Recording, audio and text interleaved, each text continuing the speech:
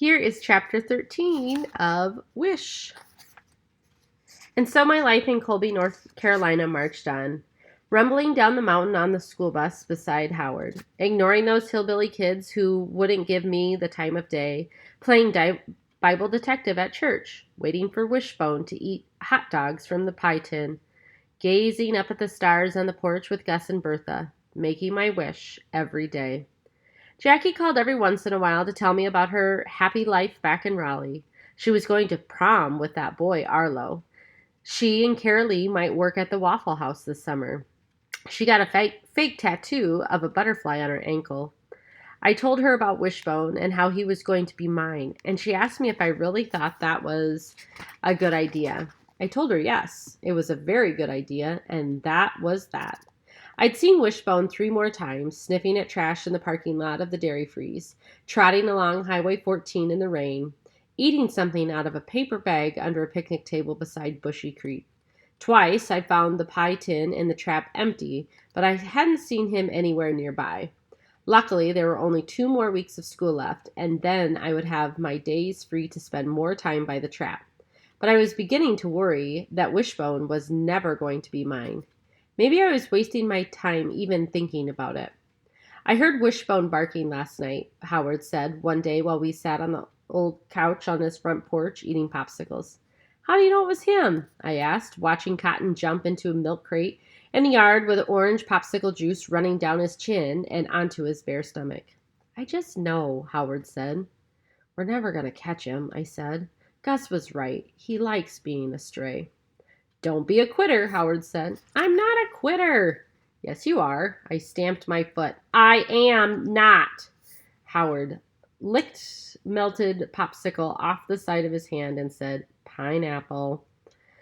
I flapped back against the sofa and hurled my popsicle stick out into the yard.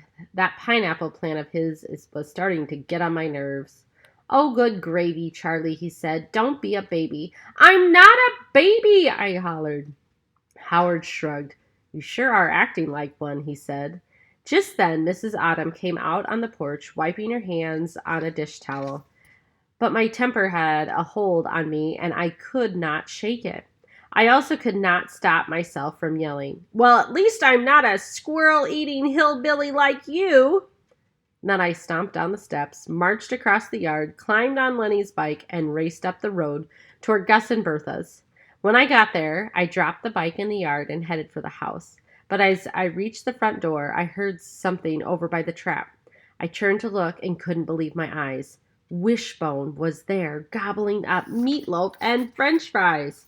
I didn't waste one more second. I raced across the yard and slammed the door of the trap shut with a bang. Wishbone let out a yelp and jumped up clear off the ground. Then he slinked back into the corner and hung his head, dragging his ears on the ground. He looked so scared. He looked so scared it like to broke my heart. Hey, Wishbone, I whispered. He pushed against that chicken wire so hard I was afraid he might bust right through it. I got more meatloaf, I said. He cocked his head. Wait right here, I said. I'll be back. I closed the latch on the door of the trap and hurried inside the house, calling for Bertha. We nearly collided when I darted into the kitchen. She clutched her heart and said, Oh, Charlie, Lordy, you scared the dickens out of me. I got him, I hollered. I got Wishbone. I yanked the refrigerator door open and took out the foil-wrapped slice of meatloaf and ran back out to the yard. Bertha ran after me, calling, I knew it! I knew my meatloaf would do the trick. When we got to the trap, Wishbone was digging at the ground beside the wire like he was trying to dig a hole clear through to China. Dirt and pebbles flew out behind him. When he saw us, he stopped and backed up into the far corner of the trap again. I unwrapped the foil. I brought you more meatloaf, I said. He let out a little whine, soft and pitiful. I could hear Bertha telling me to be careful and don't stick my fingers through the chicken wire and stuff like that. But I kept my eyes on Wishbone and told him not to be scared. Then I stuck a piece of meatloaf through the wire near him and waited. His nose twitched as the meatloaf smell drifted his way. He stood up and sniffed some more. Come on, Wishbone, I said. It's for you. He took one step forward, keeping his eyes on the meatloaf. He took another step, and then another, till he was right at my hand. Then he snatched that meatloaf, swallowed in one gulp, and wagged his tail. Wag, wag, wag. 3 tiny wags like he was thanking me. I turned to Bertha. "Did you see that?" I asked. Bertha nodded. "I sure did. I confess, I thought you were going to lose a finger or two." She stretched into the pocket of her apron and pulled out 2 saltine crackers. Give him these," she said. I gave Wishbone the crackers, and after he gobbled them up, he looked at me and wagged his tail again. Then Bertha helped me look for the collar Gus had made from an old leather belt of his. We got rope from the garden shed and tied it to the collar. I ran back inside and got more food, some cereal, a piece of raisin bread, a couple slices of bologna.